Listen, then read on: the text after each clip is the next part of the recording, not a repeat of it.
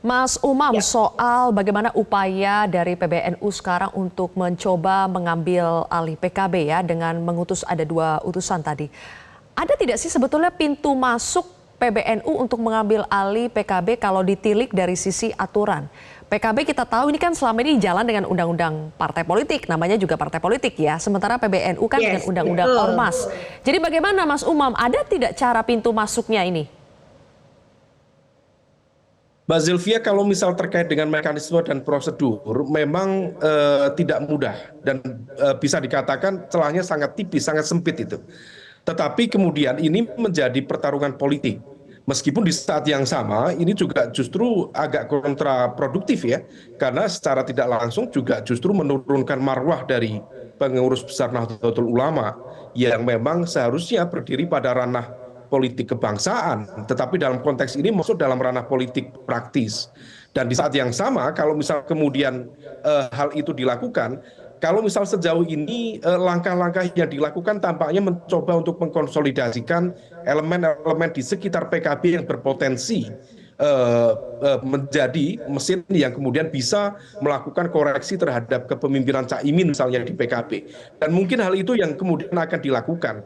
Misalnya beredar foto di sejumlah grup misalnya ada undangan dari Pak Amin Said Husni, salah satu nama yang ditunjuk oleh Ketum PBNU untuk melakukan pendalaman terkait dengan PKB, misalnya mengundang mantan Sekjen PKB, Pak Lukman Edi misalnya, yang tampaknya juga memiliki komunikasi yang sempat membuka pertanyaan sejumlah pihak antara Lukman Edi dengan Caimin. Nah, kalau misal kemudian ini terus dilakukan, maka proses celahnya adalah penggalangan pada level kekuatan politik yang mana kemudian nanti di level DPW, kemudian DPC, itulah yang kemudian nanti berpotensi kalau misal kemudian itu dilakukan, maka kemudian akan berpotensi dibentuk semacam muktamar luar biasa. Nah, kalau misal sampai itu kejadian, tentu ini berpotensi mengancam bagi hadirnya dualisme dalam konteks PKB. Meskipun di saat yang sama, kepemimpinan Caimin itu terbukti mampu mengkonsolidasikan kekuatan PKB secara masif. Bahkan di pemilu di 2024 yang lalu, PKB yang selama ini mendapatkan stereotip sebagai partai lokal karena basis pemilih loyalnya lebih banyak di Jawa Timur, Jawa Tengah, di 2024 yang lalu duduk di posisi 5 besar dan menjadi partai di level nasional dengan kekuatan yang lebih merata. Nah, ini yang kemudian tampaknya akan terus terjadi. Nah, problemnya kalau kekuatan politik itu berbenturan, sementara ada fase transisi pemerintahan, tampaknya PKB menyasar ada pos jabatan kekuatan di Kementerian Agama.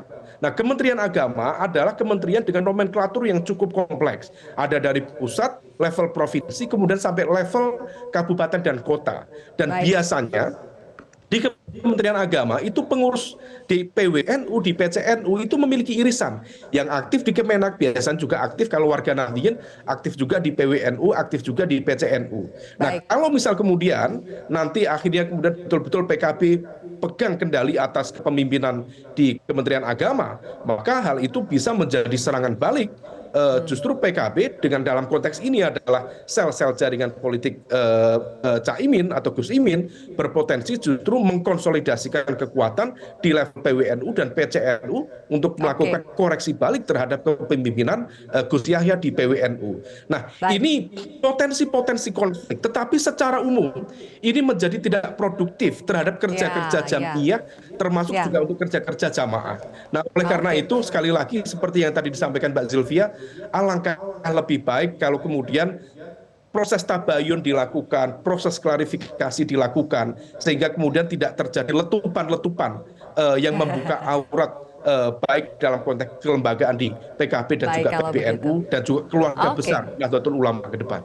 Jelajahi cara baru mendapatkan informasi. Download Metro TV Extend sekarang.